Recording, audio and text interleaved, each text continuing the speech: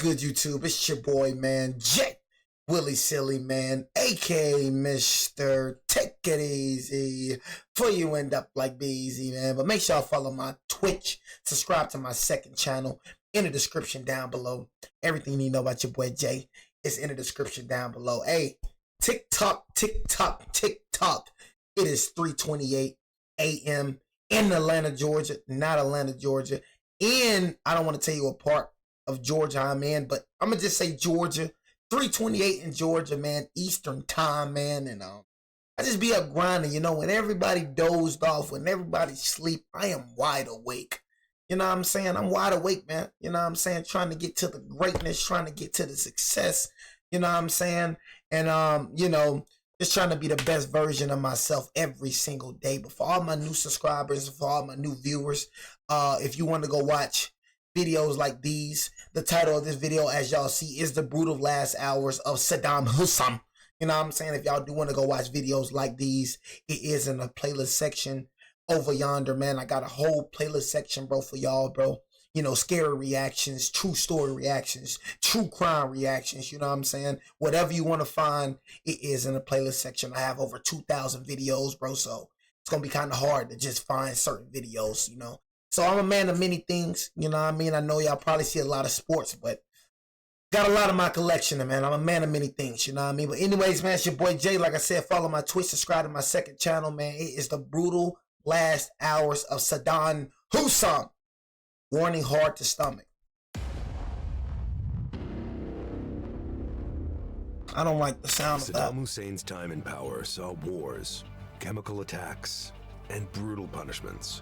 But after years of dictatorship, everything changed when the United States invaded Iraq. There they go! 2003. There they go! After the fall of Baghdad on April 9th, 2003, Saddam Hussein disappeared. He escaped capture by going into hiding somewhere in central Iraq. For nearly 8 months, he stayed on the move. He traveled between safe houses and stayed with people who were still loyal to him. He stayed mostly near Tikrit, his hometown, which is in the Salah al-Din province. The U.S. military, along with CIA agents and Iraqi informants, worked day and night to track him down. They captured and questioned several people close to him. Bro, I gotta, like I said, bro, I'm telling y'all, bro, I said this, it's this movie series. And it's some series, bro, that I be watching, it be too real. I'm like, these folks be doing this in real life. Like, it's no way. You know what I mean? Like, it's the CIA. Like, what does the CIA do? You know, are they're part of the police department, right? Like I said, I watched this series called Lioness, bro, and bro, I've heard some crazy things about the CIA.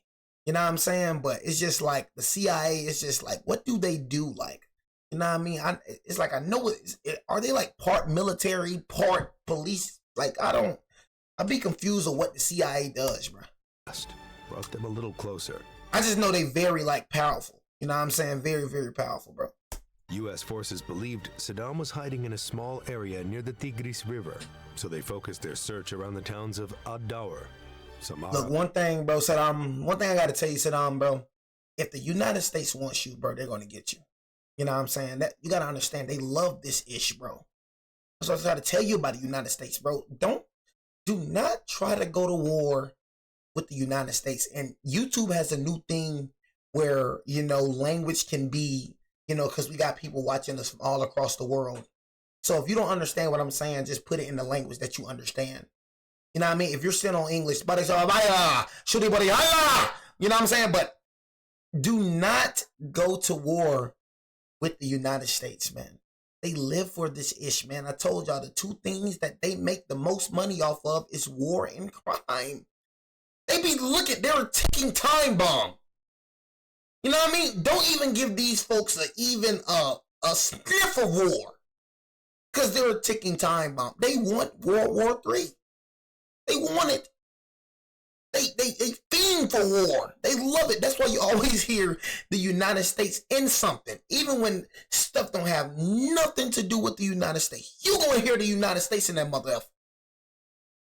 I'm talking about, it don't have to be the allies. It don't have to be rivals. You just gonna hear the United States in something.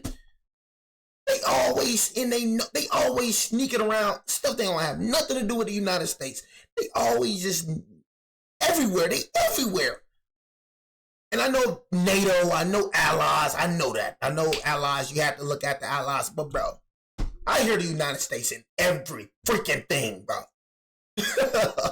You know what I mean? It's like, golly, like, dang, y'all just involved in everything. I don't hear about China involved in everything, but y'all, United States, bro, you be involved in everything. And decreed. Jesus Finally, Christ. on the night of December 13th, 2003, they launched a mission called Operation Red Dawn. It was named after the 1984 American war movie. 2 specific sites were targeted during the operation, codenamed Wolverine 1 and Wolverine 2. These were farmhouses near Ad-Dawr, about 15 kilometers south of Tikrit. About 600 soldiers from the 4th Infantry Division and Task Force 121, a group made up of special operations units, took part in the raid. The troops used helicopters. 600 soldiers from on your head?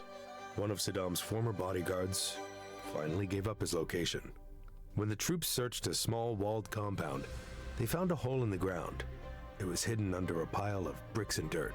The hole was about 6 to 8 feet deep, only big enough for one man to lie down inside. This hiding spot became known around the world as a spider hole. Inside the hole, they found Saddam Hussein. He looked thin and weak, his hair was messy, and his beard had grown long and gray. He had a flashlight, a pistol, and a sack of $750,000 in U.S. cash. There were also 2 AK-47 rifles nearby, but he didn't use them. He didn't try to fight or run. He was quickly pulled out, handcuffed, and taken into custody. Right after his capture, Saddam was taken to Camp Cropper, a U.S. military prison. That's why I'm like, it's really like, I always hear these stories about people always get betrayed by the people that's closer to them. Like, I don't care who it is. It don't matter who it is, bro. Somebody close to you, bro. That's why I say for me, like nobody knows where I live. Nobody. I'm gonna keep it real. It's a certain few. Say like 3 people, maybe even 2 people know. 3 people. But telling people like your location is the most stupidest thing. Even when I like move to a different location, nobody's gonna know. I make that vow to myself. You know what I'm saying? Like nobody's gonna know. I don't care if you're my closest friend. I don't care, because you see with Saddam Hussein, you know what I mean? If he would have never showed that bodyguard his place, his location, he would have never been found. They found him because of his closest connect. So it's just like, the people on you, bro, everybody breaks. I don't care. Everybody breaks. Everybody has a breaking point, even me. You know what I'm saying? So, you know, in order, I just say, man, for me, the best thing to do is not to give anybody your location. Honestly, like, you know, other than your wife and your kids. But other than that, man, it's like, letting everybody know where you live, that's the most stupidest thing to do, in my opinion. It's to me personally. International Airport. Everybody don't know where I live. Not anybody coming over my house. You know what I'm saying? Tell you, straight up. That's the most sacred place. I would never send my address to anybody. Even if I get in a confrontation or whatever, I'm not sending my address to anybody. You send me your address. I'm not sending my address. That's a very, nah. People know where I live. That right there doesn't sit well with me, bro. This was a high security facility used to hold important prisoners. Saddam was given the code name High Value Detainee Number 1. He stayed in a very small cell. The room had only the basics: a metal bed with a thin mattress, a small sink, a toilet, and a light that never turned off. The U.S. military kept the light on 24 hours a day to monitor him at all times. Cameras and guards watched him closely. He wasn't allowed to speak to other prisoners. Saddam spent most of his time alone. He was allowed to walk outside in a small yard for 1 hour a day. 1 He used hour that time to exercise and get fresh air. He was also allowed to have a few books in Arabic, including the Quran, which he read often. He spent a lot of time writing letters and notes. Some of them were sent to his daughters, who were living in Jordan. American officials and intelligence officers questioned him many times. One of them was FBI agent George Pirro, who spent months interviewing Saddam in 2004. Pirro later said Saddam was calm and smart. He often tried to control the conversation. Saddam didn't show guilt or fear. He believed that history would see him as a great leader, not a criminal. Saddam also met with his lawyers from time to time. His legal team included people from Iraq and other countries. He still called himself the president of Iraq and refused to admit he had done anything wrong. He said he was defending his country from enemies. Even when locked up, he acted like he was still in charge. You see what I'm saying though? Y'all see what I'm saying? That goes back to what I was saying in the previous video where I just did the most terrifying woman in Vietnam. I need to go watch that video. I just dropped that video before this one. But how everybody thinks each other is the bad guy. United States think that the Iraqis is the bad guy. The Iraqis think that United States is the bad guy. Russia thinks that United States is the bad guy. United States thinks that Russia is the bad guy. China thinks that the United States is the bad guy. United States think that Chinese the bad guy. You see what I'm saying? That's what I'm saying. You can't have a closed mind when it comes to these things. The same way you feel, they feel the same exact way. Like Donald Trump, he feel like he's just protecting the country. He feel like he is just doing the right thing. He feel like he is doing nothing wrong, but in other countries, they feel different. You're good in your people's lives, but in other people's lives, you got some people that look at Donald Trump like he's a terrible guy. You got other people that look at Donald Trump like he's the devil. I'm just saying, this is a planet with over 1 billion freaking people on this world, man. Everybody's not thinking the same. So that's all I'm saying. Military folks, who's ever in the military, Marines, Raiders, whatever, you know what I mean? Whatever. Just think about this. Yeah, they're the bad guy in my eyes, but am I the bad guy in their eyes? The same way I look at them, do they look at me the same way? And the answer is yes. They're not looking at you like, oh, you're my savior. Oh, you're the good guy and I'm the bad guy. They're looking at them, oh, look at those dirty Americans. Kill those Americans. Kill the bad guy. The same way you look at them, they look at you the same exact way, bro. That's the reality when it comes to war, is that every single side look at each other the same way. Unless allies, you know, Russia and China, North Korea allies, they think that each other, what they're doing is good. America and Ukraine, you know, they think that with each other, but, you know, on the opposite side, they think each other is the bad guy. They're enemies, you know what I'm saying? So it's just, told you in my other video, having an open mind, not being closed-minded. During this time, Iraq was going through big changes. The old Ba'ath Party was gone. A new government was being formed with the help of the U.S. On June 28, 2004, the U.S. officially handed over legal custody of Saddam to the Iraqi interim government, led by Prime Minister Iyad Allawi. This meant that Iraq's new legal system was now in charge of Saddam's case. But there was a catch. Even though Iraq had legal control, Saddam stayed in U.S. military hands for his safety. The Americans were afraid he might be attacked by people inside Iraq who hated him, or even by people who still supported him and wanted to help him escape. After nearly 2 years in prison, Saddam Hussein finally went on trial. The court was called the Iraqi Special Tribunal, and it was set up to deal with crimes committed by Saddam and other top officials of his regime. The trial officially started on October 19, 2005, and took place inside the Green Zone in Baghdad, which was the heavily guarded area used by U.S. and Iraqi government forces. The main charge in this first trial was about what happened in the town of Dujail in 1982. Dujail was a small Shia Muslim town located about 60 kilometers north of Baghdad. That year, Saddam visited the town. During the visit, some members of a Shia group tried to assassinate him. They fired at his convoy, but he survived the attack. Saddam was furious. After the attempt, Saddam ordered a brutal response. Security forces, led by Barzan Ibrahim al-Tikriti, Saddam's half-brother and head of Iraqi intelligence at the time, arrested hundreds of people in the town. Many of them were just young boys or elderly men. They were accused of being part of the assassination plot, even if there was no proof. Out of those arrested, 148 men and boys were sentenced to death. Dang. Most were executed in the following years. Many others were sent to Abu Ghraib prison, where they were tortured or simply disappeared. Their homes and farms were destroyed. The whole town was punished. Like, dang, the whole town was punished just off of a couple people's mistakes? Dang, bro. You know what I'm saying? Yeah, you were the bad guy. Like I said, we're all bad guys. No, not just you, Saddam Hussein. I'm not judging you at all, but bro, you punished the whole town for what a couple of people did. And the people that you killed, 148, I'm telling you, half of them people were innocent. You know what I'm saying? Most of them people, but just because they were part or from there, that means they had something to do with the assassination plot. You know what I mean? The man probably killed like at least half of them. Some of them probably was with the assassination plot.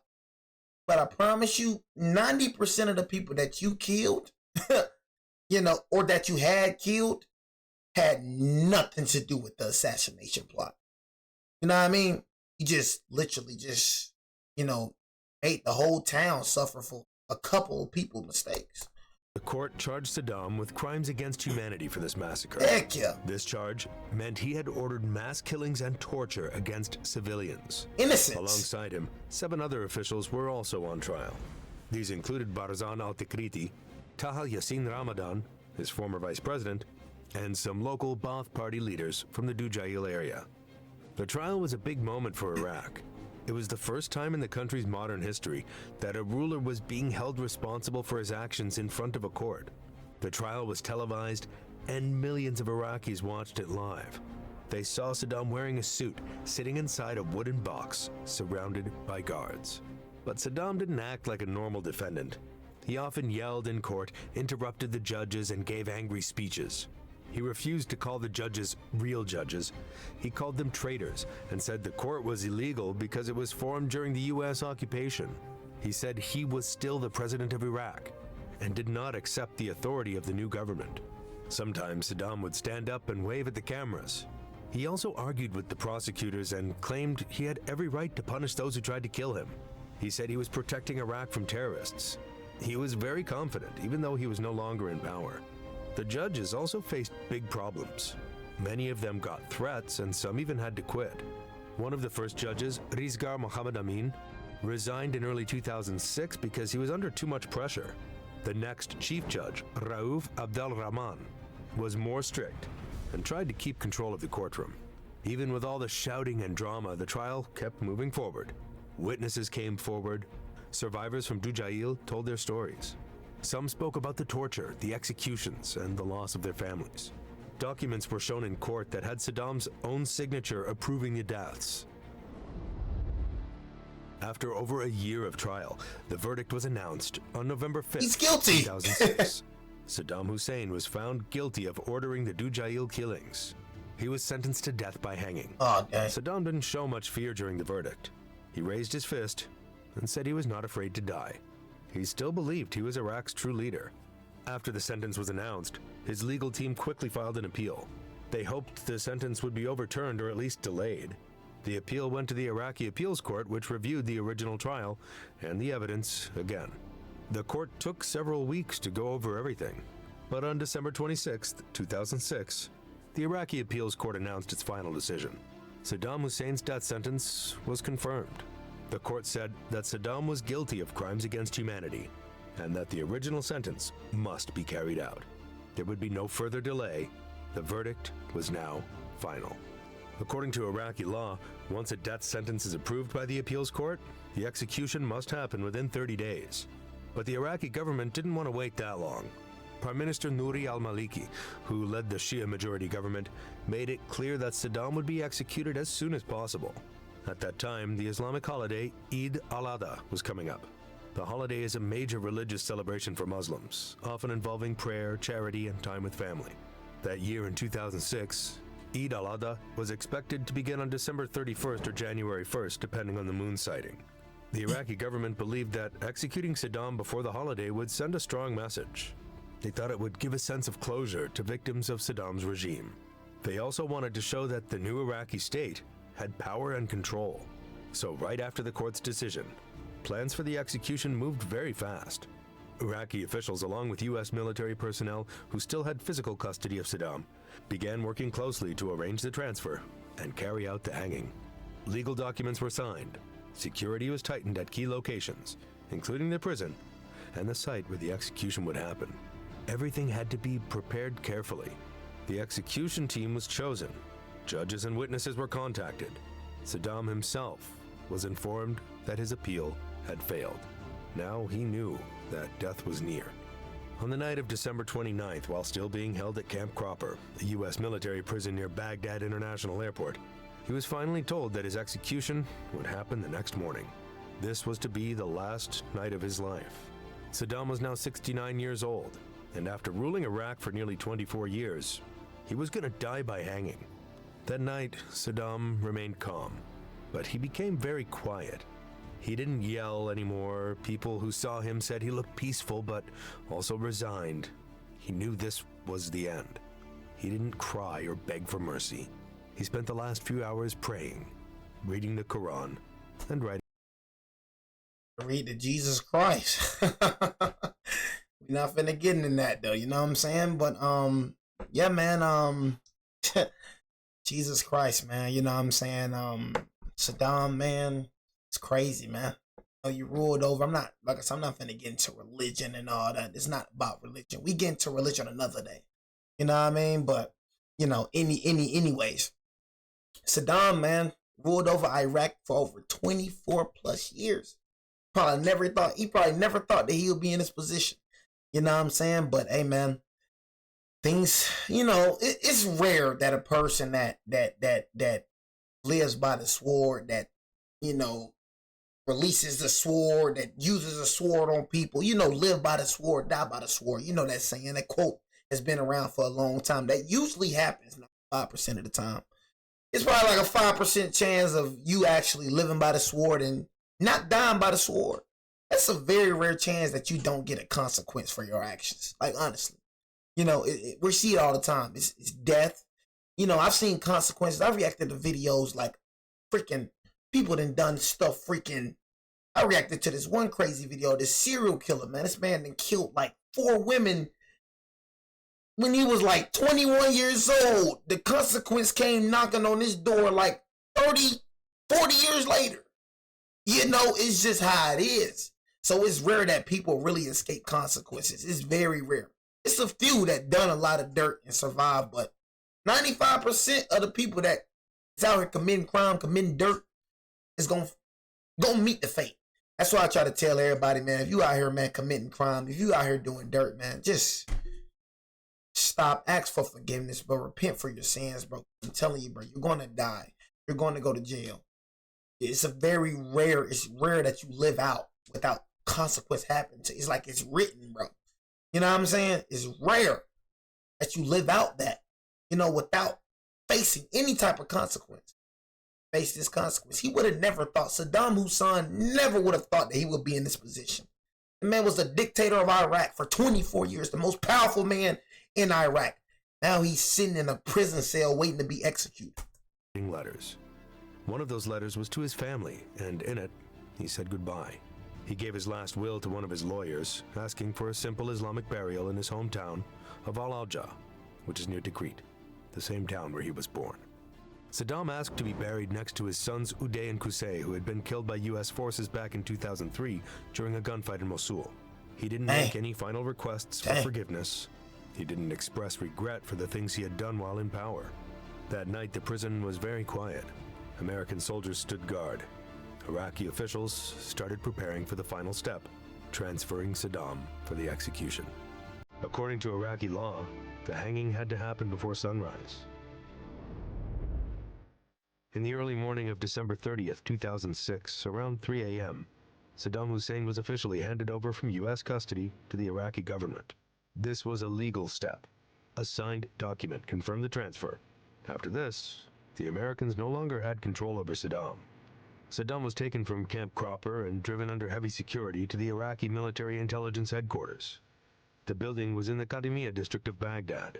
It had been turned into an execution site after Saddam's government was removed. The building was surrounded by armed guards. No outsiders were allowed near. Inside, everything was ready. The wooden platform, the noose, and the gallows. There were many people waiting in the room. There were Iraqi judges who had worked on his trial. Some government officials from the Ministry of Justice were there. Religious clerics had arrived too.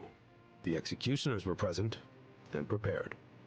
Also in the room were a few men who had lost family members because of Saddam's actions, especially from the town of Dujail. Saddam was dressed in a white shirt, a dark overcoat, and slippers. His hands were tied behind his back. Before hanging, he was offered a black hood to cover his face, which is normally used in executions. Saddam refused it. He said he wanted to face death with his eyes open. At around 5:50 a.m., Saddam started walking towards the gallows. There were 13 steps leading up to the hanging platform. He climbed the stairs slowly, without help. When he reached the top, the executioner put the noose around his neck. As this was happening, some people in the room started shouting angrily. A few yelled the name of Muqtada al-Sadr, a Shia cleric whose father, Mohammed Sadiq al-Sadr, had been murdered by Saddam's forces back in 1999. Others cursed Saddam. Saddam did not fight back or yell. He told the people not to behave like this. He reminded them that this was supposed to be a legal moment of justice, not a moment of revenge. Then he began to say a prayer. It was the Shahada, the Muslim declaration of faith. But before he could finish the second line, the trapdoor beneath his feet opened suddenly. At exactly 6 a.m. local time, Saddam Hussein was hanged. His body fell through the trapdoor. The rope around his neck went tight. His neck broke instantly. A doctor later confirmed that Saddam had died within seconds of the fall. His body remained hanging for several minutes. This was part of the standard procedure to make sure that death was certain. Iraqi medical staff checked his body carefully and confirmed again that he was in fact dead. Saddam's body was flown to Al-Awjah. He was buried in a simple tomb inside a mosque he had built. On December 31st, family members and tribal leaders attended the burial. The Iraqi government allowed it to avoid more conflict. Just hours after the hanging, a mobile phone video leaked online. It showed people mocking Saddam in his final moments. Some chanted political slogans, others laughed. Many Iraqis, even those who hated Saddam, were shocked. They said the execution felt like revenge, not justice. The United Nations and human rights groups also criticized the way the execution was handled. They said it was unprofessional and dishonored the legal process. Yeah, it don't make you no better than Saddam. Like, that's why I be trying to, like, it's like, when God look at you like that, I don't want you to think that you're doing something right by mocking him, bro. You know what I'm saying? You just as bad as Saddam. You doing that, you just as, I don't give a dang what he did to your family. You doing that make you just as bad as Saddam. You sinning just what you, I don't care how hurt you are. You mocking this man, you just as bad as him. You know what I'm saying? Ain't no good at what you doing. I'm not finna be like, oh yeah, he killed your family, so it gives you the right. Nah, bro, you just as bad as him. You just as wrong. Celebrating another man's death, shouting insults at him, you just as wrong. You ain't none of you, like I said, that don't make you better.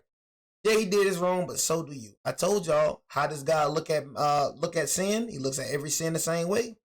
So what you doing is just on the same as Saddam, as his murder. You know what I'm saying? As he was murdering, you feel me? You doing that. That's on the same tier. What you think God approving of what you doing? No, he's not. You just as wrong. You know what I'm saying?